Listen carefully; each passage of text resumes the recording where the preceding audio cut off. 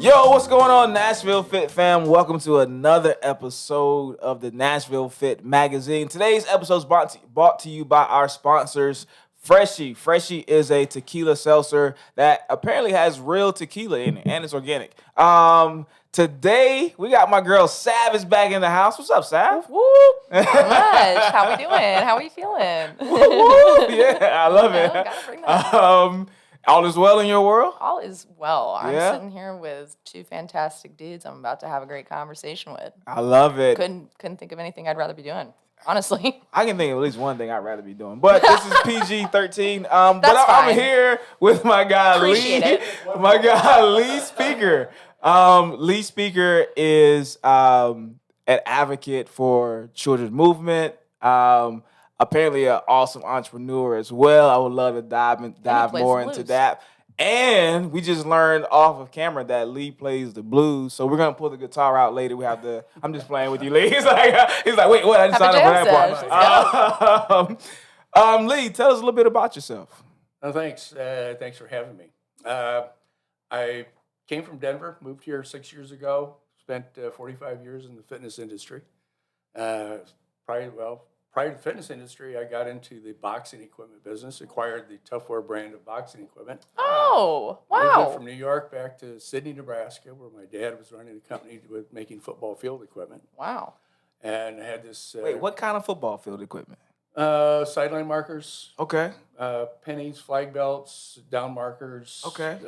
I'm sorry, I'm an side old athlete, so I just wanted to see if I ever, Yeah, you know. we did these Okay. goal line markers, the foam pylons, and we did this. He did this for schools all over the country, Okay. and we acquired this, made it a division of theirs, and I started making equipment. Moved to New York for a year, learned how to cut and sew, pick leather, design fight equipment.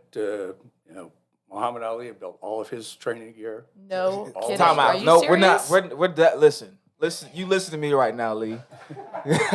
We're not gonna fast forward past Muhammad. Listen, Muhammad Ali's like my favorite I'm person. shaking in my boots right in now. in the world. And you made equipment for the real Muhammad Ali. Yeah, Muhammad Ali was licensed to Everlast. Yep. And there's a whole story about how pissed off he was. I can say that, can't I? Yeah, absolutely, absolutely. About how he got involved with Everlast. and Okay. Hated the deal. But I built all his training gear. Wow. But you never saw him in the ring with my stuff because he was licensed to Everlast. Sure. So he never fought in it, but he But trained the hard with work it. he was trained it, putting yeah. in So I to still win the made- fights. Yeah. Was in your gear. designed No, the wow. Training gloves, training headgear, bag gloves, speed bags, heavy bags, everything that went into the fight. Do you have any of that stuff? Did you keep any of it? I've got one sample of everything. That's awesome. Back in back at the house. Yeah. Then you get to Sir Grady Leonard, made all his stuff. Love I it. remember his guy from outside of Baltimore. Guy called me. He said, "Hey, Davy Jacobs." He was the guy who was training the Golden Gloves at the time. He calls and says, "This kid in here, you can't believe this. This kid is the next champion of the world." He just walked in off the street, but he had very long, skinny hands. Yep. So we had to custom build all of his stuff. And Dave Jacobs would call and send me personal checks. Yeah. Quick as a hiccup too. Wow. He was. He was good. He was quick as a He was hiccup. good. Yeah.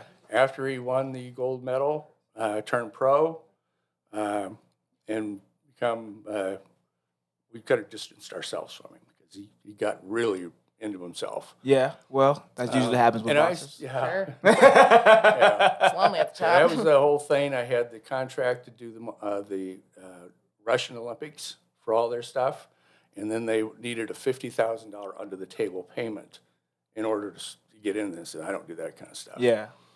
So I really didn't like dealing with the pro athletes, the pro boxers. Right. Not so much the boxers, but the people that ran it. Yeah. It's an industry. It's Yeah, quite a dirty industry. Don King was just a piece of work. Yeah. You don't say. Dealing with these people, and it was very undercover. If anybody ever thought that professional fighting in the 80s could be less than ethical, I can assure you Yeah. that there was things going on in the rings where, it was not uncommon for them to original gloves were made out of a hair pad, Mm-hmm. and you'd see the ring guy sitting in the corner massaging the hands. They're moving the hair out of the way. Wow. When Lyle Alzado fought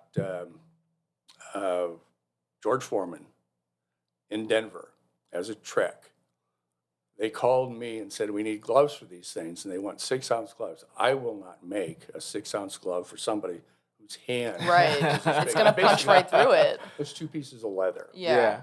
And I wouldn't do it. So they did get the Mexicans, Reyes and Zaire, 2 brothers were the 2 Mexicans who got in a fight. They had Reyes and Zaire, the 2 Mexican equipment companies, brothers who couldn't stand each other, but started their own companies to compete with each other. Yeah. That was the only other company in the country that And of made course that they're stuff. going to do it because they're going to compete against the brother. And They yeah. did it. And that was just, they just got in the ring. It was Ron Lyle, it wasn't Foreman, it was Ron Lyle and, oh God, there was somebody else, Lyle Alzado. And they just knocked each other down. Yeah. Over, it was just punch, knock him down, pick him up, punch, knock him down. There's no It fight was there. horrible. Any run-in with Tyson? Mike came a little after. Okay, that after deal. you were out of that? So Okay. I was going to ask, do you feel like it's still as dirty as it was, like today? The type of fighting and equipment, Well, like messing with stuff. It's because it's so much less popular. I gotta believe it. There's so much money in it, and it's when you get there, and then the mixed martial arts kind of surpassed it. Yeah. And actual boxing, the art of boxing, has become much less of a thing. And my choice was to get out of the professional fighting because I just didn't like dealing with the people who had to deal with it. They all expected me to give it to them for free Yeah. because they're pros. Yeah. So once you moved out of professional boxing, what did you get into? Then I went to the amateurs. And this is where I Okay. really got engaged with children. Okay. And working in children's activities and sports and things like that. So I spent the next 6 years at Tough Wear just really focused on AAU, police athletic leagues, this kind of an amateur fighting, designed the white scoring surface that you see on every amateur fight now, the headgear that comes with cheek pads, that was all my design. The double Wow. mouth guard for protecting their mouth was all Yeah. my designs. No way. That's And, so Then cool. we tied the thumb in. First one to ever tie a thumb in because, You're kidding me. oh yeah, and sticking a thumb out and squeezing it in someone's eye was a thing. Sure. Yeah, real thing, yeah. And we tied them in, and there were entire cities or state boxing commissions that would not allow their fighters to use our gloves because we tied the And thumb. now it's like more commonly used than. It's pretty much Thumb Yeah, From the it's amateur kind of side, you standard, have to- yeah. Yeah. Yeah, it's almost a standard, yeah. So I spent that time with the boxing and got involved with kids, and I really became impressed with the people donated their time to these young fighters. And it was all donation. All the coaches and everybody, they all just donate their time to help these kids in the big, out of the barrios, the projects, the inner cities, where all these real fighting, these big club programs were really coming around. And then finding at camp a couple years after I left Tough Wear and got into the fitness business, you had, Kim Duluck got killed in the ring, Ray Mancini Yep. on live TV. Within I've a YouTubed that a month, bunch. boxing was gone. Big boxing programs couldn't field an entire card because their mom's going, no way my kid Absolutely, can do yeah. this. Yeah. And in some cases, justifiably so. But the amateur fighting, because they wear headgear, they wore mouth guards, they had really heavily padded gloves. The gloves that I designed for them had 3 inches of really multi-layered foams, so you could bang on them all day long, and you aren't going to get hurt. Yeah, what did you do what move did you make in the fitness industry? Then I got moved to Denver, and I was a sales rep for Joe Weider, and couldn't sell anything in his weights because the freight was too much to get to Denver. So I went to Weider and said, hey, why don't I open a warehouse for you? So I opened the first outside of California warehouse for Weider. I've got a warehouse full of stuff in the back. Why don't we move it up front and call it a retail? Hey, So why not? I moved it up front and turned it into a retail store. And I was sitting around thinking, well, what else can we do now we have this? And I got a hold of Universal Gym, just as Universal Gym created their very first, what they call Power Pack, which is the first home gym equipment that really came about with weight plates, and designed and told them, said, hey, we're doing this. And we became their first, Universal Gym's first retail outlet. 10 years later, we had 6 retail stores in 4 states.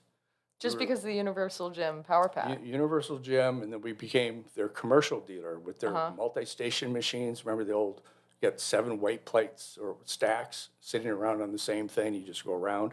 Yeah. Don't see much anymore, but that was the thing in the 80s. So we did that, became their largest commercial dealer in the country, and became their training center. So Universal would get somebody new and they'd fly them to Denver. I remember the people from Australia came in, we had the people from South America came in, and then we trained them on what we did, instead of philosophy and how to do business that they liked and worked for us. I sold that to my brother. Well, he was my partner. I exited it. He's now the largest commercial exercise dealer in North America. Wow. And then I remember when Argy Nito showed up in the back of his pickup, he had a life cycle. That was basically a bicycle with a motor on it. And brought it in, showed it to us, and we became a Life Fitness dealer. And then Life Fitness became, outside of Technogym, the largest manufacturer in the world. And he's Life Fitness's largest dealer in the country. Wow. So what it did is I've been involved in just about every level of fitness and over these past 45 years. So I thought I had a fairly unique eye on what was happening.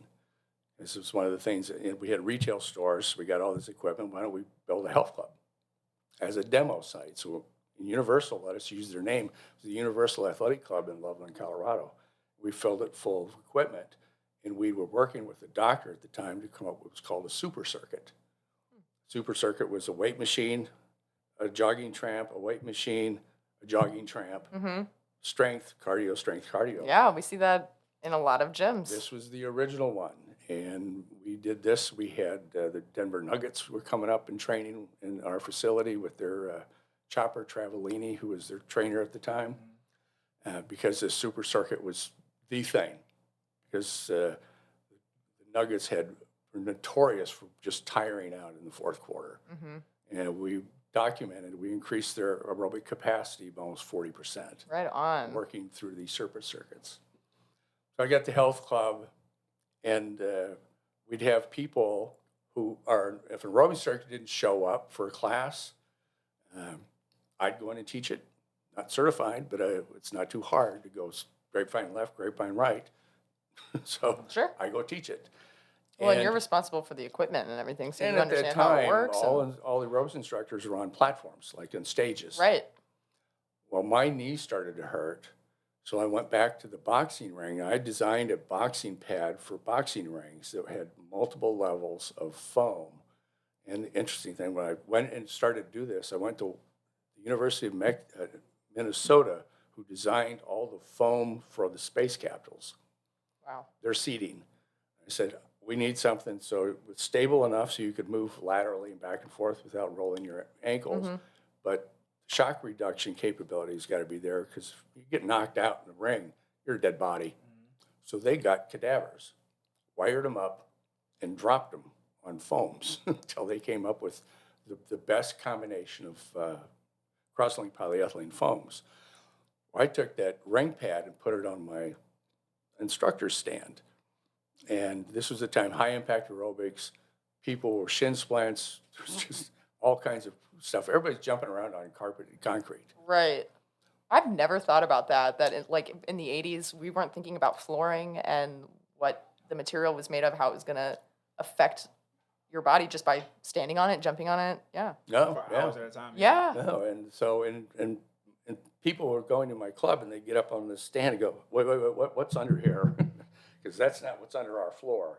I'm going, my legs hurt. So I got this pad under here. And they go, well, our legs hurt. So I Wow. turned it into a product called the RoboFloor. We were the first sports-specific floor system for aerobics in the health club business. Wow. Sold about 10,000 of those floors. That introduced me to all the people who were actually leading the fitness industry. creating it at the time. Like the people who founded AFA, founded IDEA, creating the curriculum and the training. And that's when Jane Fonda and some of the celebrities were coming out with their videos. I knew these ladies who were creating the curriculum. And I said, but why in the hell are you not on TV? I mean, you should be the one teaching this stuff. So I started a company called Fit Video.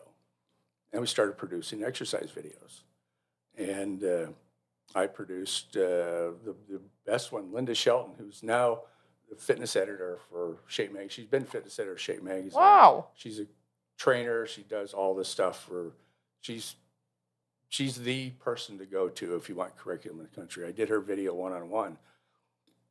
Nobody's ever seen it because of a sneaky licensing deal that took her off the shelves because she was going to compete with one of their big stars, Kathy Smith. Okay. Yeah. They just signed Kathy Smith to a $5 million deal. So Linda was going to compete with her. We got her over there and then put her on the shelf and never saw the thing again. But and during the video stuff, I ran into a guy who produced a video up in Anchorage, Alaska called Buns of Steel. He couldn't give it away. I mean, his tape was 500 leg lifts on one side, 500 leg lifts on the other. So the fitness industry was walking around going, this is so against everything we preach. Yeah. Nobody bought the thing. So I love the title. He needed money to get back to Alaska, so I wrote him a check to get him back to Alaska. So you bought the name, the license name? He licensed it to me, and I agreed to give him a big chunk, whatever I did with it, because I had no idea. Couldn't give it away. I mean, you couldn't sell the thing because the video industry was a spinoff of the record industry, so everything was stocked by rack jobbers. So it's paid. Nobody would buy things on an invoice. So I sold it to gag gift catalogs, like Funny Side Up and Johnson Smith were really big at that time. We were selling 1,000 videos a month, which was pretty cool. Yeah. And one Tuesday, I got a call from about a dozen people around the country. He goes, "Did you see Jay Leno last night?" I said, "No, why?" Well, he told a Buns of Steel joke. He's told Buns of Steel jokes 5 nights in a row. Wow. The following Monday, I get a call from Blockbuster, who I had been and tried to sell it to 6 months prior. They got on the phone and said, "Hey, we need, are you that guy with that Buns of Steel video?" I am. "We need 200,000 copies of them tomorrow." Wow. And 30 million videos later. Wow. What? So that's how I've seen the fitness industry is driven. You've seen it from a perspective that is rare. Just I feel drop- like I just drop that I number. think a lot of people wish they could see the fitness industry from your perspective, including myself. Yeah, That's wild. What a been- wild had ride. all the wear every hat, and after that worked, and that was going really well, obviously. Then I had always had a passion when I got out of the boxing industry, working with amateur fighters for these kids. I'm going, okay, why aren't kids a bigger part of our industry? It became first it was a business plan, then it became a mission, then it became an obsession. And I created a product called the Play Tangle and put it in every, the kinder care has got my program in every kinder care around the world, teaching kids, 3, 4, and 5-year-olds, spatial concepts of around and front and back of with a colored and numbered mat. Won 3 international awards, was voted as the most valuable product in preschool. Yeah, wow. But preschools, fitness in preschools isn't You've a thing. helped a lot of people in a way that I think, like, unless they heard this story, like, I mean, it's so important, the things that you've done, like from the flooring to the, like, most... Man, I'm stuck on a 30 million video. I mean, yeah, but I mean, That's you've a done so dream. many, like, what is the word? I don't know. You've just improved upon the industry in ways that I feel like get overlooked. You know, like we're always talking about, like, It's who's always got the more behind the followers on scenes. Instagram, and Yeah. like, but like the followers on Instagram and the influencers, you know, like we have flooring that we don't think about that Yeah. actually is Lee's the behind the scientifically scenes guy. Yeah, designed. he's the puppet master. He's making That's all these things so go. cool. He's Making making sure all the these thumb different is things glued back go, in so yeah. you can't thumb people in the eye. Like Boxing. simple fix. Slow it down. Like nobody ever thought of that. Like okay, yeah. Yeah. That was the key. If I had a skill, it was hearing what people had challenges for. Identifying a pain point and solving it without putting that's a battery. sales. That's the definition of business, That's right? literally Yeah. business, Yes. yeah. In my mind, yes, it's simple. Simple solutions. You can overkill. You put, and as soon as you get a battery in it, I've got no interest in it. So I like you. that's I agree. this is how it should be. Shake weights? Yes, we were just out there talking about the shake Were weight. you? Let's talk about the shake weight. I remember when that thing came out and everybody was going, well, the whole fitness, and as an industry, and just kind of a side thing, there's always been a challenge of mine with the fitness industry, is as an industry, we're just sitting around waiting for the next trend to show It's up. very trendy. Yeah. Yep. And all the trends are media driven. So our entire industry is driven by media, whether it be Tybo, ab destroyers, shake weights, yada yada, these kind of these gazelles, those whole thing. But our industry has never stood up and said, "Hey, wait." And I've tried to organize the industry, and let's come out with like a consumer guide, fitness guide, and come out as an industry and go, "Hey, ab doers don't work." I don't even know what that is. What's an abdoer? Abdoer, John Abdo created a. Oh, Terry did he knows. name it after himself? I guess it's convenient. It's Yeah, called he an was a celebrity fitness Abdoer. trainer. Yep. Okay. And he put a chair on a spring, and you'd sit in the chair, strap yourself in, and go like this. And it was a ab thing. Uh-huh. And the minute he brought it over and showed it to myself and a friend of mine, who guy who created Spry Products, we were sitting there looking at Sprite? Spry. Oh, I was just like, yo, you can't just I know throw Sprite these things out. products. Like, yeah, my friend created Sprite. I was like, what? I was using a Spry resistance band today. That's huge too. Yes. Steve Block was a good friend of mine and a very close friend of mine, and he brought rubber wrists into the fitness industry. Oh, he did a lot of good then. Yeah. Here's my question to you, Lee. Because our industry, like every industry, we're driven by the bottom line. We're driven by money, by finance. So yes, the media plays a part in that. But to your point, once Jay Leno said, "Hey, Buns of Steel joke, ha ha, 5 nights in a week," your product went from here and it took off. So we do need some media behind our product. You happen to have a good product, right? But how do we in the fitness industry control the gimmicks? Like, because we see it all the time. Hey, I bought this, whatever. How do we control that? Yeah, because like we know things are gimmicks, yet yeah, we still are like, but- well, that's what the but client the masses wants, or don't that's know. what- right. And sometimes they do. It's just a matter of it's been sold to you. You know, you've seen this commercial at 1:00 in the morning 7 times. So let's see. You know Right, what I mean? right. Hey, Body by Jake. Yeah, I'll take 2 of those actually. Yeah. So how do we kind of take that power back in your estimation? My thoughts on this, and it's something I've tried to do over the years, is to organize our industry to speak with a unified voice, which is really difficult Oh because yeah. everybody, they tweak whatever they do to become exceptional in it. Yep. And claim exceptionalism. Yep. They claim that they're unique. They claim this. There are, if you 35 plate-loaded vertical chest machines, every factory tweaks it 1 degree up, 2 degrees over to claim that theirs is the best. Right. Try to get all 35 of those manufacturers to sit down in the same room. Yeah. And I kept doing, I've done this with URSA, I've tried to organize the group to become a part of URSA, and going, hey guys, here's the thing, if right now, statistically, and these numbers are ones that I read, that the fitness industry got a 20% market penetration right now in the fitness in the world, or the United States. What if we were to double our market penetration? What if we got double all the business we have?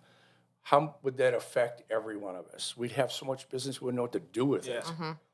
So how can we make that happen? We collectively get together and talk with a single voice. Well, you've got URSA is they're a lobbying group. The government's going to fix it.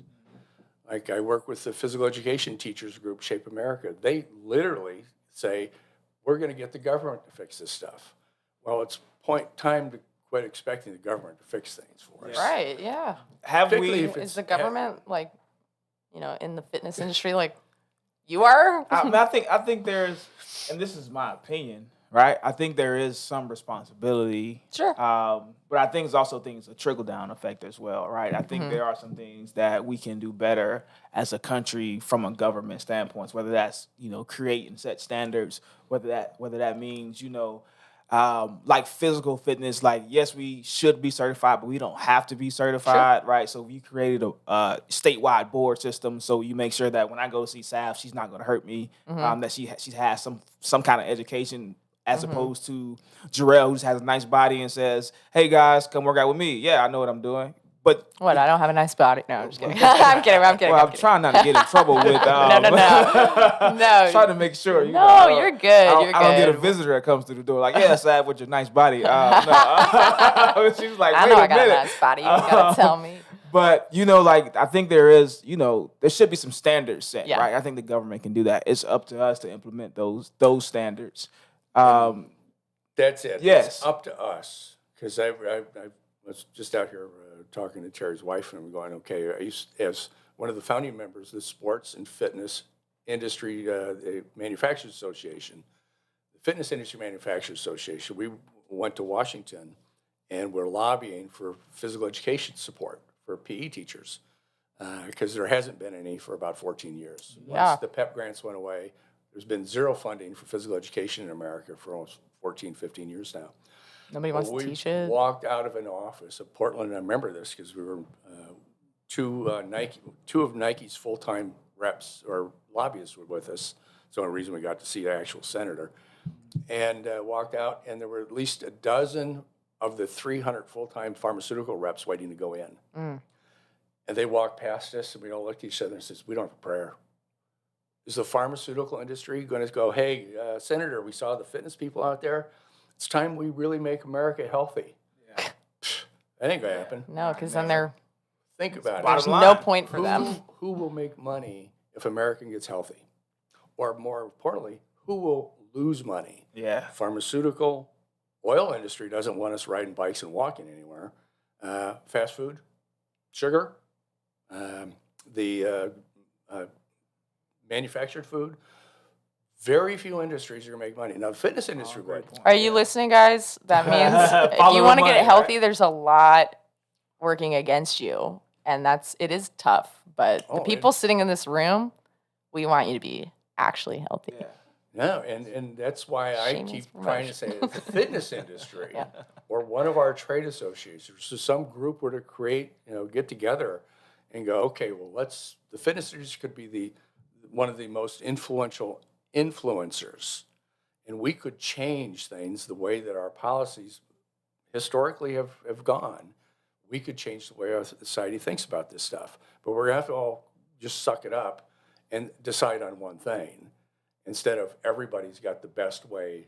And that's one thing about fitness industry. The fitness people all want to be celebrities. Yeah. A great deal of them. I got in the physical therapy business, couldn't find one physical therapist in the whole country It's hard to who find. wanted to be a celebrity. They go, no way. Right. Well, I mean, Fitness, we're full of them.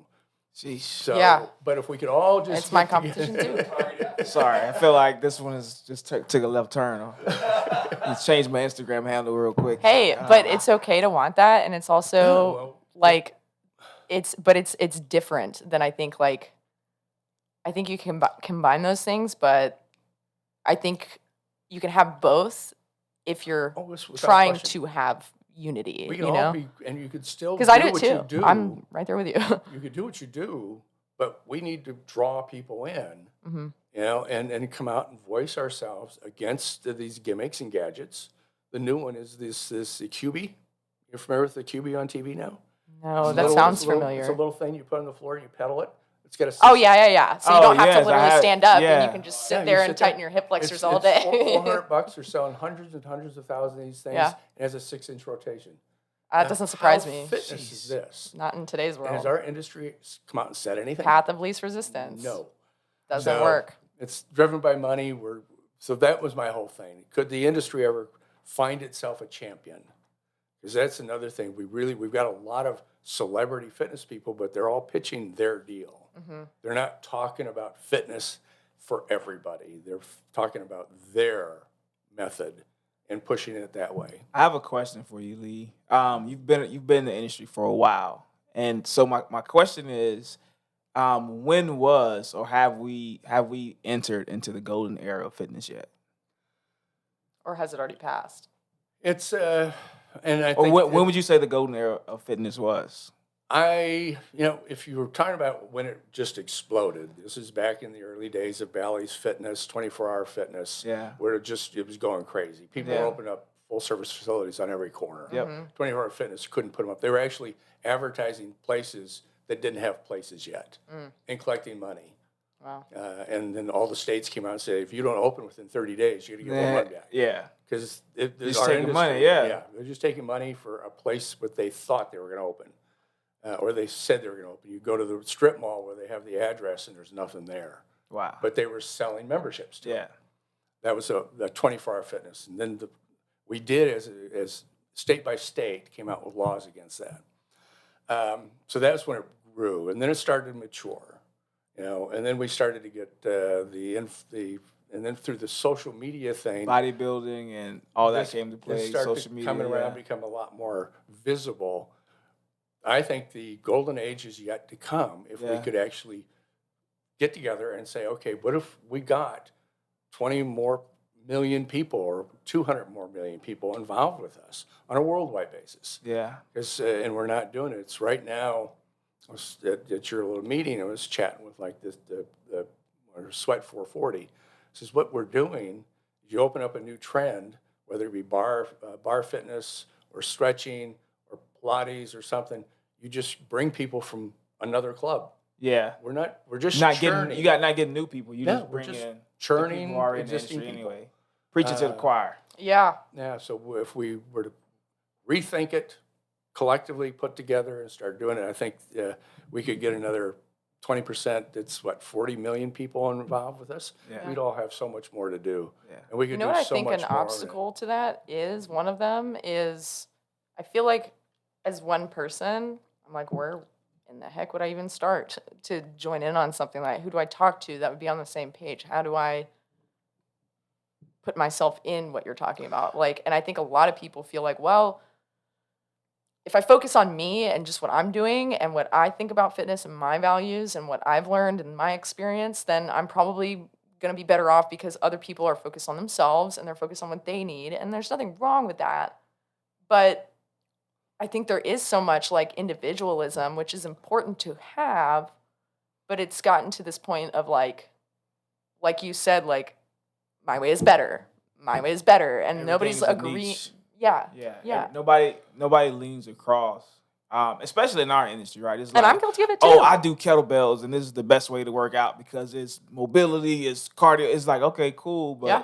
I lift weights, right? And okay, but I run, so then to your point, it's like everybody's saying that their way is the best way. Right. So when we get into a room all together, we can't walk out with a solution because my way is the best way. So either you guys come to my way, but I don't care. Like, I want you to move. How do you move? How did you move today? You went for a run? Cool. You went for a walk? Cool. You went to SAS? Cool. I don't care how you move personally, right? But I think the niche is so competitive, right? Like you said, like everybody wants my way to be the best way and the only way, right? How can Like, I so tweak So if you're not mobility doing and my way, yeah, rebrand like it, rebrand it. I'm yeah. gonna do, mobility mixed with cardio, so it's like a HIIT workout, but you're getting, or whatever that looks like. Or, the super circuit that you guys created is like, okay, yeah, that's great. That's a great way to get fit and get in shape, but it's not the only way to get fit and get in shape. And so once we as an industry can come together and say, hey, there are a million ways to get to Chattanooga, Yep. right? You don't have to take 24. Some back roads, Thank and so, goodness. right? So as long as we all go to Chattanooga, I'll see you when we get there. And that's kind of where we should be. Yes, and I think it's one of the things that if you've got in today's world, inside of the way that we've our culture's trained and brought ourselves up with, particularly with social media now, if you hear 4 conflicting ideas, you're confused. Yep. You go, oh, I have no idea what they're I doing. don't know which one is which. I'm just gonna sit. I'm just not going to do anything Yeah. because obviously the experts can't even figure it out. Yeah. Right. So my thing is do God, this. great point. Infomercial products like we were talking about have introduced. People would get these things. They'd get a thigh master. Mm-hmm. They'd squeeze their thighs together for 4 weeks, throw their gait totally off. Yeah. And they didn't get these super thighs that Suzanne Summers said they're They going didn't to get get. the Suzanne. They actually, No, they were sitting the whole time doing it. yeah, and they It's not functional. They walk out and they go, I tried fitness. It didn't work for me. No, you tried a Our product. industry Yeah. has actually allowed that market to chase more people away from us than we've ever been able to attract. But we That can't. is so true. It's true, but we can't fight that. Like the reason they That's get very the true, reason too. they get Suzanne Summers is because she's Suzanne Summers, right? She's the person that everybody wants to look at. No different than the Instagram influencer now, right? Who's selling tummy tea or a waist trainer or whatever. And we know as experts, you didn't get that body. We all know, by drinking tummy tea, right? No. That's not how you got there. But if I say drink this, you'll look like me, then you'll do it. So we can't combat a Suzanne Summers. We can't combat I like Body by Jake, or a Tony Horton, or whomever is out there. These big stars that have these companies pushing them or their product out. So all we can do is get the truth, but people don't want and the a truth. lot of They want the time- quick fix. They want to be able to sit at home, and Yeah. that's a part of the selling. You can go in your home.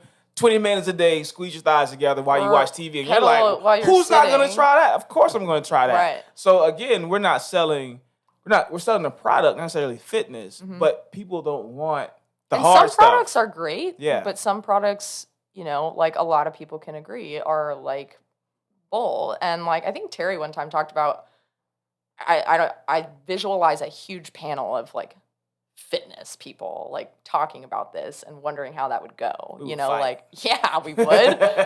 And I think values is what it comes down to, like, Yeah. and your own personal experience and stuff. And it's like, from my perspective, like I train with my values, and the people that are attracted to what I do they're attracted to the values, Yeah. and then they want the type of training I do because of the values behind it. And Yeah. they're like, I don't want to count calories. I'm like, that's okay. We don't have to count calories. Yeah. Like, Stop eating technically, bullshit. scientifically, Start there.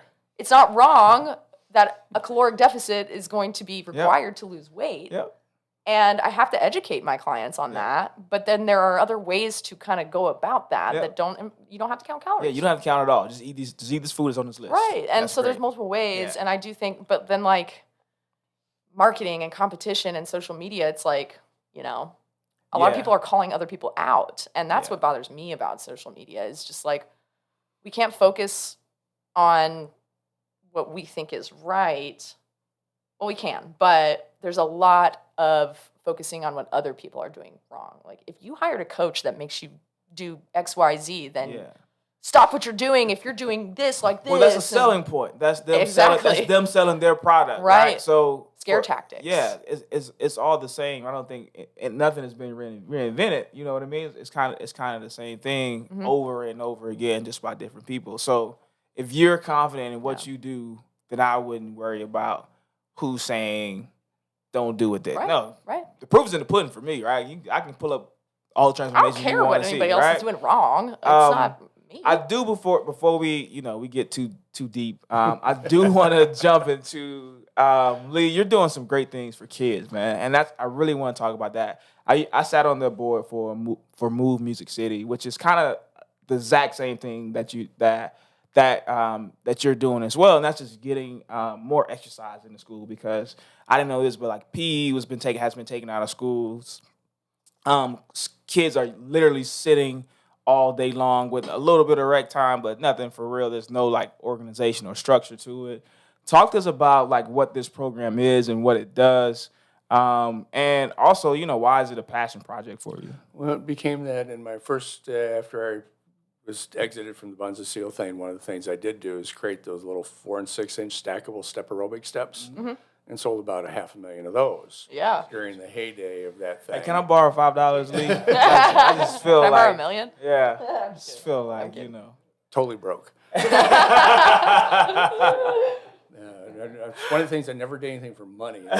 If somebody I've never been married, but if I had somebody in my life who goes, damn it, keep that money. Yeah. Don't go piss it away. And don't go start another damn company. Yeah. Jeez. But I got involved in that, and that worked out well. And then I was doing a consulting job for a group called Egoscue out of San Diego, and they're alignment specialists, they're posture alignment specialists. And they were training John Lynch, Junior Seau, Trevor Howard, Julius Peppers. And they asked me, I was out there, and he says, hey, you want to come out to this, what we call the patch, which is logs in an obstacle course, and do a workout with these guys. That sounds fun. Yeah, sure. So I went out, and about 15 minutes into this thing, I was dead. And I've done every workout there was. That sounds really fun. This thing was just, I'm going, how in the hell can jumping around on logs trash me like this?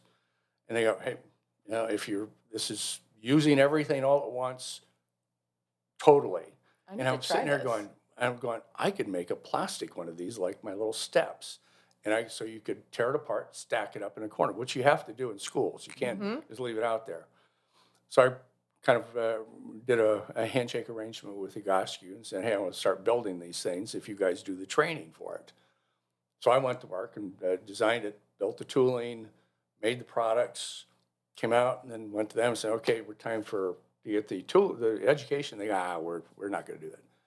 So yeah, that's another part of a whole story in itself.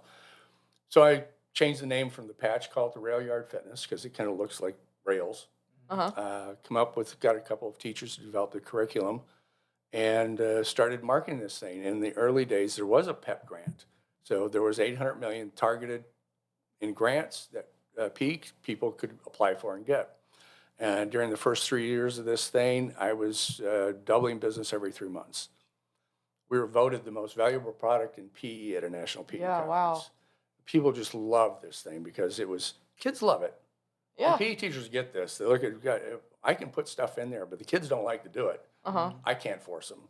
Or I can force them, but it ain't going to be any fun. So they did get it. And there's a certain percentage of the PE teachers out there who are fitness oriented. They really want these kids to have some exercise. Oh, yeah. Even though they'll Shout never out to the teachers and they out will there that never really use care. the word exercise, Yeah. but they want them to get physical activity. So that was going great, and then all of a sudden, the PEP grants went away, and every student succeeds went away, and the new policy for education was pushed down to the states, and PE has not had funding for now. It's 12, 13 years. There's been no money in PE, period, at a federal level. So my objective, is to get kids involved. Like I said, it became an obsession, which totally took over my life. That's Sounds like it's a passion. It was a passion, like I said. Then it became, I'm trying to back it off because I can't live like this. Sure, yeah. And pass the torch. I need somebody else to jump in. But the whole thing was, there's no champion of kids' fitness in America. Now, there's a celebrity spokesperson for every drug used to treat a lifestyle-related disease for kids, like childhood diabetes. National Heart Association has a childhood program, and they have celebrities talking about them. Nobody's talking about kids' fitness.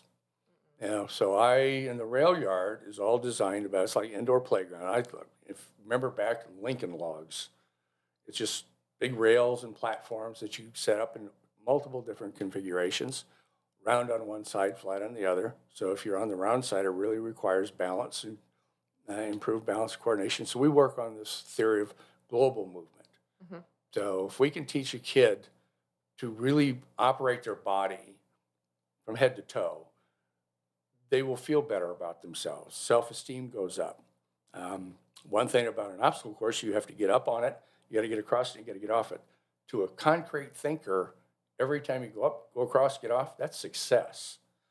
That's how kids think. They're not abstract thinkers. They're not doing this for their heart. Okay, so I have a question coming from a personal place, because in PE when I was younger, and I want to know like what your experience was like in PE, because for me, I did not.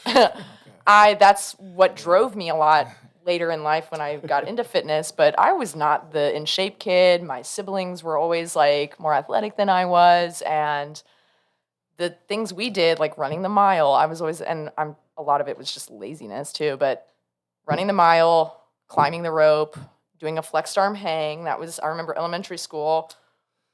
I'm like, that's hard for adults, and I understand that kids are different, they're smaller and whatever, but relative strength is still a thing. And my question is, how are you going to, like, how does this product work for both the kids who crush it from birth? You know, they're like athletes out of the womb.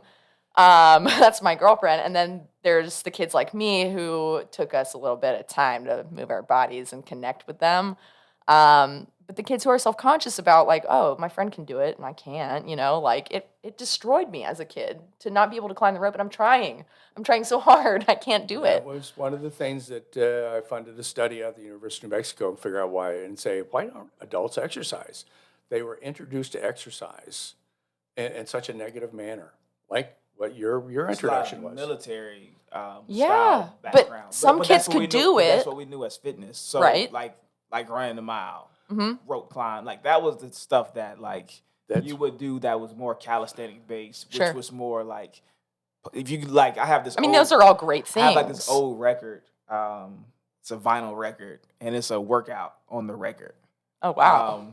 And, You got to bring but that it's all in. I will. But it's all like calisthenic stuff. Like on there is straight, you know, push ups, mountain climb. It's like, and we know like body weight stuff will kill us anyway if you do it correctly. Mhm. So it's kind of the same thing with PE. What we had that was like field day or like Yeah. the jump rope for That was my what literal was it, PE like class. jump for your heart or something like that. Where it's like a jump rope competition. Yeah. So like for me, He's okay at that, actually. like anything, right? So like actually I was pretty good at that one. So for me, Do because it. I knew I always wanted to be an athlete, Yeah. like any form of competition is I wanted. Like I went into it like it was game day. Oh, today's field day, bet, let's go. Yeah. Right? Like this is my time to shine because Sav's gonna kick my ass at math, right? So Nope, not that this either. Is my time. Wasn't good at that This is either. my time to get it back, right? So I established my dominance out here. So I think, you know, a part of it, to your point, I never thought of like our introduction to fitness like Right. that. Like as kids, how that core memory is like, yeah, now I remember the last time I did this and it didn't work out so well. Well, it's one of the things So- that I accredit, like, you know, having that experience was later in life. I always wanted to be able to climb the rope, and I never could. So now I do pull-ups, and it's like I do them a lot because I want to Climb have the rope? that, and I want to prove that to myself. Right. Gonna go back to And the I can 20 do it without reunion. legs now, you know? Like, so I will climb a rope now. But I also think it was lacking the education for me that, and for you, because you wanted to be you wanted to be the best. That was your mindset. But like, I needed to know that my physical fitness is not just for me to be an athlete. Like, if I don't want to be an athlete professionally, you know, like whatever, maybe I wanted to be a musician, which is what I wanted to be when I was little. It still matters. Your health and your physical fitness matters. Having coordination, balance, strength, enough to get you through life. And what you're talking about, how connecting with your body can bring more self-confidence and bring you more, and then accomplishing. So it sounds like this product is better suited for multiple kids of different abilities and backgrounds, and, you know, some kids have defects or disorders or, you know, things that hold them back, and they don't want to feel defeated, and they deserve a chance to still physically exercise. So it sounds like this product is bringing that to the table. It has. In fact, we've got dozens of adaptive programs all over the country using it with ADHD. The two top ADHD specialists in the country use this thing. That's awesome. We do it. I've got 4 schools for the blind who use it because it's tactile. They don't have to see it. They're in touch with it all the time. That is so I've worked awesome. I'm a Special Olympics Wow. volunteer. I've hauled it out for my Special Olympics teams, and the biggest challenge there is slow down. Yeah, is mine too, with managing it. adults. Yeah. Manage Slow it. down. So we're to this thing, and this PE is kind of one of the things that when the President's Council Physical Fitness test came out in the 1960s, for the first 20 years, 92% of the kids who took that test failed it. Yep. And it's one of the things I was part of a team that went to Washington and said, hey, okay, this is stupid. The quarter-mile run is not a fitness test. Standing long jump is not fitness. A softball throw is not fitness. Straight-legged sit-ups, rope climbs. You're right. Little kids, their heads twice the size of their body. They have no business climbing ropes, except for the Adonis, those who were hereditary and predisposed to excel in these kinds Sure. of things. Yeah, and that's gonna happen. And sports, not every kid. I say this all the time. You can suck at sports. You just can't suck at exercise. That's Yeah. bingo. There's difference. Bingo. There's a difference. Yeah. And That's why I think this product explains to kids like me. I just didn't have that explained to me. Like, you still need to prioritize your fitness and exercise. Yes, you can exercise. It's not athletic side. Right. Yeah. This is kind of the But I am now. If it could challenge, and this has been my philosophy, I'd have this 1 hour a day out of work, and I've been advocating for physical education in schools for 20 years now. And the objective here is in schools, kids don't buy anything. Even in health clubs, like only 20% of America's health clubs claim they have youth programs. And those programs tend to be the martial arts. Or they have a seasonal sports thing, maybe a basketball pickup league or swimming. Summer. Like the YMCA's in Nashville really don't have anything for kids outside of that martial arts program. Yeah. And I'm going, okay, these kids It literally are has youth in the name. and it goes back to something I was going back to is at some point I even go to the point, well, let's just write off every adult in this country because we're not going to be able to change the way that they think. We've messed with them for 30 years. And if they're so convinced that fitness is not for them, we're not going to change their minds. What about this next generation? Could we go back and have an impact with them, raise them up to go, when they get to be 25, they'll go, fitness, I remember exercise, that was fun. As opposed to fitness, I've got an app for that. What the hell do I need you for? Yeah, there's tell me my about that. avatar right there. Yeah. So this technology has got a double-edged sword. Is it going to eliminate fitness as a business and move us all in line? Philip Mills, Les Mills, did a future fitness white paper on it. Did the research about 3 years ago and says, number one, fitness is doomed as soon as somebody has a pill that eliminates Exercise. disease. Oh, yeah. And that pill's out there now. What, Ozempic? Ozempic. No. Here's the thing. 2 weight loss companies have already made offers on the patent and exclusive use for the drug in Ozempic that helps you lose I weight. still think there's so much missing, though, from that. They're already talking that side effects are starting to Not show even up. just You side can't effects. have coordination. Even if it works, let's say it works to perfection, you lose all the weight, right? You're not gonna have any muscle. No. So you still got to come see me. Or However like you want to do this. proprioception, want know? muscle. Well, nobody wants to be, skinny Never- fat. You know what I mean? Like You've nobody wants to never be flabby. connected your mind to your muscles. Yeah, no. Once. Yeah, no, that's a challenge. But here's the deal: parents drive the whole market, and we've seen this recently because 2 parents can get together and have a school throw out a book. They can change policies within schools. If every parent, if we had a celebrity spokesperson, a corporate spokesperson, some influencer that would go, Mom and Dad, you know your kid needs exercise, and only 20% of Americans do anything that's going to be valuable to them, so 80% of America doesn't do nothing. Asking them to be the champion of fitness in their house is kind of, we've been doing it for years and don't work. But just tell parents that you have a right, your kid needs exercise, and they all know it somewhere in there, even if they don't do it. It says you can go to your child's school and demand that your kid gets an hour of exercise every day. And if they do that, science research shows that kids who get an hour of exercise every day can achieve up to 40% better academically. They behave better. So they've documented 40% reduction in disciplinary issues in schools, and these are 99% free lunch schools where they don't have to throw them out, you expel them on a regular basis. So they can eliminate that. Kids with ADHD are positively affected. Kids who have this have higher self-esteem. If you have higher self-esteem, you're less likely to get bullied. You're less likely to be a bully. And we're spending billions trying to combat bullying. We could do it with exercise. And I push it into the classrooms. You don't need my product to do this. It's called Brain Breaks. You can go into the classroom, when they start chewing their hair, their fingers are up their nose, you've lost them as a teacher. Get out, do 5 minutes of jumping jacks, or animal walks, or crawls, or pencils. We did a whole program with this thing called Play Tangle, or with Commotion, where you did curls with pencils, and overhead lifts, and squats. And kids just get a kick out of this stuff, and then they'll sit down and they're refocused. Yeah. And Got the blood there's pumping. a whole brain thing in this thing. It's brain-derived neurotropic factors, the whole science behind it. But if parents would walk in and someone would tell the parents, because we are kind of moved into a influencer-based culture, society, a huge chunk of our population is waiting to be told what to do, where to go, what to think, and what to buy. Somebody with influence were to tell them, 2 or 3 people with influence were to say, Mom and Dad, you have the right to go demand that your kid gets an hour of exercise, because when they get home that night, they're going to behave better. And that's what's in it for me. Okay, that makes perfect sense, because the health thing is still kind of a question right there. But that's good. They test better. They do all these kinds of things. So it's good for the kid. And they don't have to do nothing. So it's, Mom and Dad, we know you're busy. You got all these things on your plate.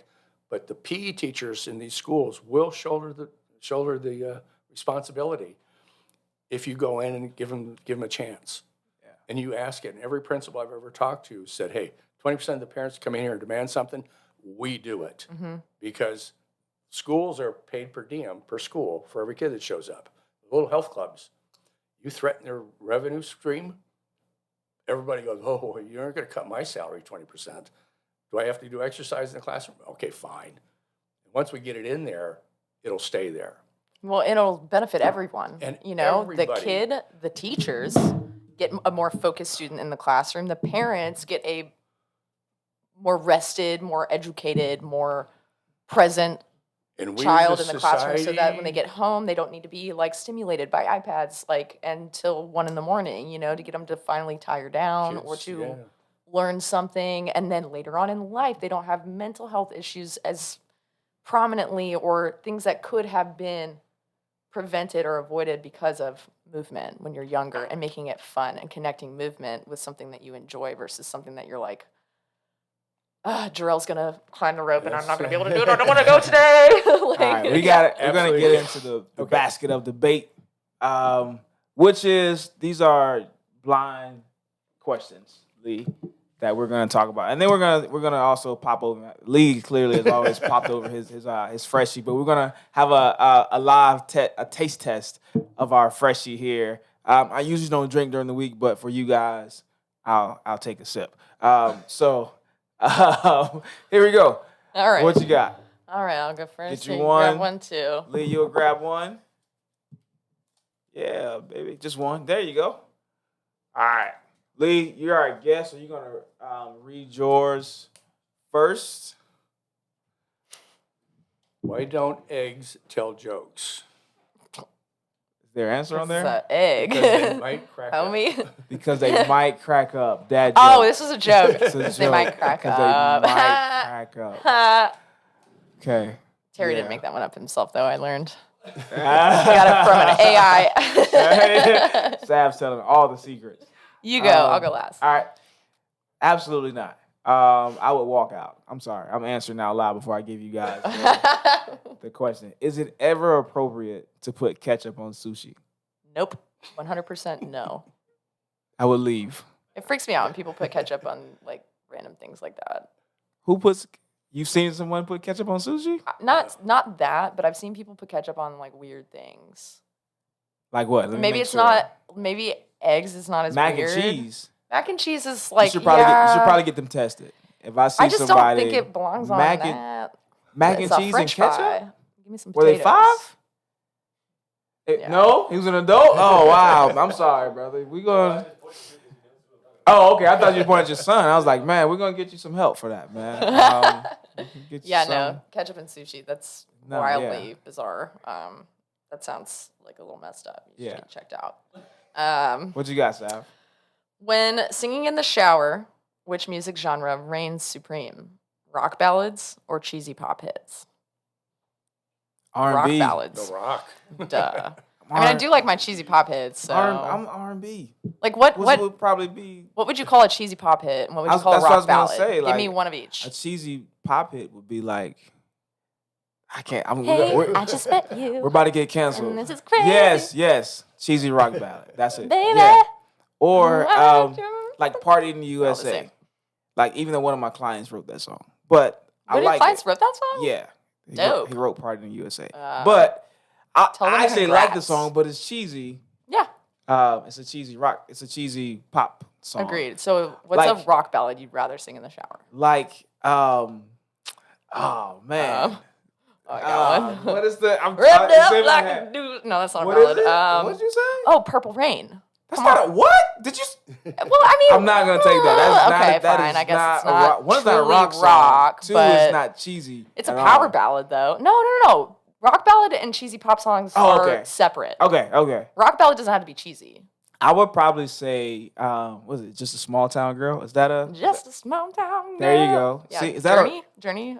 Journey? Yes. Don't stop believe. Yeah. Yeah. I feel like I hear that. You would kill that in the shower, And every- bro. Come on, that's like an awesome karaoke song. It's Oh, also man. like a rock song. Like you would like the acoustics Yeah. on that part Yeah. when you like the second verse when you really sing it. Yeah, Yep. see, you ready? You go sing it tonight in the shower. okay, You sing it okay. tonight in the shower. So wait, what was the thing I was gonna ask? I don't know. It's gonna be like what song? Oh, what's your go-to karaoke song? Oh, I have a couple. I do too. I have a Don't couple. do karaoke. You don't do karaoke? But what would you got pick it. if you were like forced onto the stage and like all your drunk Something friends are like, blues? "Come on, let's go leave." Where am I? Where am I? Okay, by who? What's that? No. Where am I? I'm asking you. oh, Where the where are we? place Where to- we're doing okay. karaoke? Um, Because that matters. The crowd matters. If I'm on Broadway, it's Broadway. It's gonna be some Luke Combs. okay. I'm gonna. All right. Yeah. Okay. Yeah. I like Luke She got the Combs. best of me. Is my like. I like Luke I'll kill it Combs. right now. I'll like. I believe it. Give me a guitar and I'm I going believe it. in right now. Or anything Darius Rucker. Okay. Listen, if we're on Broadway. Okay. Yeah. Yeah, I literally 'cause was talking about that that'll today. slap on Broadway. Are you What? kidding me? Yeah. What? A black guy singing Luke Combs? I got the whole crowd. Yeah, inside right now. I know. That The would be a whole- hit. the I whole would pay to crowd. see I'm that. going viral. So when is it happening? Guys, you heard it here first. This weekend, coming at you live from Broadway. Live from Broadway, baby. Sherelle In the middle of the street with these Luke mics. Combs. What is well, first we have to do this. We have to taste it. I think Oh, do we? Okay. I'm gonna About it? Two what, thumbs up. What 2 thumbs up? Okay. Yeah. We have to do Wait, you want so to do gotta 3? get the- Oh. Yeah, 3, 2. right. Oh, A sounds couple so more of these fresh. and we'll get Lee to get some karaoke going. These have 99 calories in it if that is something that interests you. A lot of the seltzers are like 98, 100 calories Such a trainer. these You're days. such a trainer. Well, I see them everywhere, You're and trainers such a- drink It's these. such a trainer. This has 99 calories in it. And Well, yeah, it's a it's good. trending it's thing. tequila for it. Definitely taste the tequila. When I drink tequila is another really good. one. I would kill that one too. I like it, and listen, Tequila's now we're scary. drinking tequila. When I drink tequila, oh yeah, I kill that one too. Yeah, the song. Oh, I But, believe it. I'm sorry, Lee. I just He's still I visualizing. took a his sip karaoke and then I was day. like, you know what? Actually, yeah. When I sip tequila, I would definitely kill that one. Yeah, Lee. What is one thing that you want to leave our audience with? It can be motivation. It can be inspirational. It can be something about you. It can be how they can get in contact with you. Do you do business, coaching, mentorship, any of those things? I'm a More about the program, anything. well, I'm a volunteer with Nashville Score, so we work with entrepreneurs throughout the Middle Tennessee, helping them start their businesses on a volunteer basis. If there was anything, it's one of the things. An hour every day is chasing somebody to become that champion. So anybody who knows somebody who would step up and say, "Hey, kids need exercise," and that's the whole objective. We just got to find somebody. I thought when I moved to Nashville, this, family oriented. No, this is South. This place Lee. is This is good. the South. This is the South. Like in every, It's in more like every LA, word New of York, it. Yeah. and Chicago. This is not. Yeah. This is not LA. I'm sorry. No. I'm sorry. This is not. Yeah. This is a different world here. Like we they love their stuff down Fair here. enough. I Yeah. get biscuits and gravy. Yeah, I do, on a and- Tuesday. Yeah, Yeah, that's not like a Sunday morning thing. It's like I- before you go to school, here's your business. It's like before you go to bed. and I love it too. But, Right.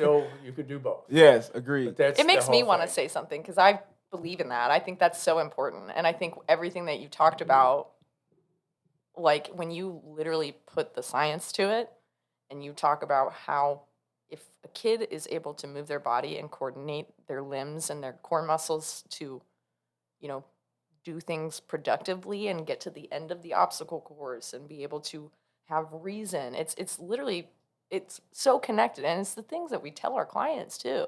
As an adult, you have to connect mind and body. You have to be feeling what you are doing, and you have to be able to learn how to balance. If you don't have balance, you're probably not going to be able to lift the amounts that you want to lift. So before you pack on all those plates, let's work on a little bit of balance. I know it's more boring, but there are fun ways to do it too. Yeah. And I think that's so important to put into a children's classroom because it isn't being done right now. And the way it has been done in the past, you're separating, you know, the leaders of the pack, and then you're making the other kids feel like, well, I guess this is what I have to learn to do. Otherwise, I'm nothing. Like I'm not amounting to what I should be amounting to. And in a kid's brain, that really is what happens. It's all about that. So They it's get- not about like, okay, let's take the lazy kids and like give them a favor or something. It's still movement. It's just putting it in a way that's more doable, but also making it fun. I think the fun is really a key factor Kids there. they do things for two reasons. One, it's fun. The other one is to please an adult. Mhm. That's the only reason. They're concrete thinkers. They don't do abstract thoughts. They don't do things, you know, for future use. That's what they do. So if we make it that way, we can bring up a generation that's going to be, you know, fitness customers. So Yeah. as a fitness industry, we should be programming and promoting our product to the next generation so they could grow up and they would be customer of ours. Yeah. To assure ourselves of that. Every sophisticated industry does this, but fitness. Yeah. But that's because we can't all get together and talk. We decide on just one. Well, that's thing. what I want the audience, if you're listening to this episode and maybe you have some influence, maybe you have followers who listen to the ways in which you are, you know, supplementing your diet or what is your diet, whatever. If you have any influence, even if it's 500 followers versus 50,000, and you're in the Nashville area, maybe you're outside of the let's talk about it. DM the Nashville Fit Magazine Instagram, and if you're somebody who is interested in making that impact and being a part of that, he's got more insight to this than anybody I think could possibly have, just because of his experience. For 45 years, he's been working on this and seeing it from this perspective that none of us are seeing. And if he feels this way, and he feels like if just a few of you guys were to say to parents, put that message out there, I challenge you to do that. And I'm challenging myself. And I've been taking a bit of an Instagram break, but I'm right now, actually this week, have been strategizing coming back and, you know, how I'm going to do that. And that's something I want to be able to say, because I agree. That's something I would love to see, because I don't want it all to be online, you know, later, and it be just kind of like, oh, well, here, we'll pedal at our desk and we're exercising, you know, like, I think Yeah. kids would really benefit from that. I think mental health would benefit from that. I think adults and the way that you parent would be helped out, you know, I don't know. So Well, it is one of the things. And my website is railyardfitness.com. railyardfitness.com. And the advocate site is the number one, ouraday.org.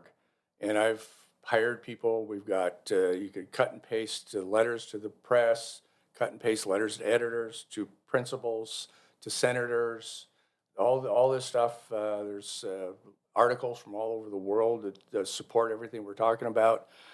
And it's just a matter of getting it moving, starting it in some place and tipping over the dominoes and starting the momentum, scale this message. If it ever takes place, and I'm hoping, I want to pass off to another world knowing that something's that these kids are doing. I've got 2,000 of these courses around the world. I've got as many over in Europe and in Asia as I've got here. They get it. we're getting Americans to change the way that they think. That's been a challenge. Yeah, That is As such everybody in interesting this industry perspective. knows that. Yeah. Yeah. Yeah. All right, I But think these that's are a the things. great place to wrap. This episode has been brought to you by Freshie. Very satisfying and Freshie, refreshing. 10 See what out I of did 10. there? 10 out of 10. Tequila This is delicious. seltzer. I am the Jarrell Webb with Nashville Fit Magazine. This is my girl. What's up? I am Savannah Hill. Y'all can call me Sav. Thank you so much for coming on and talking to us today, Lee. You're doing amazing things. Thank you. You Thank have you. done and are Appreciate it. continuing to do that. So let's hop on that gravy train. Yeah. All right.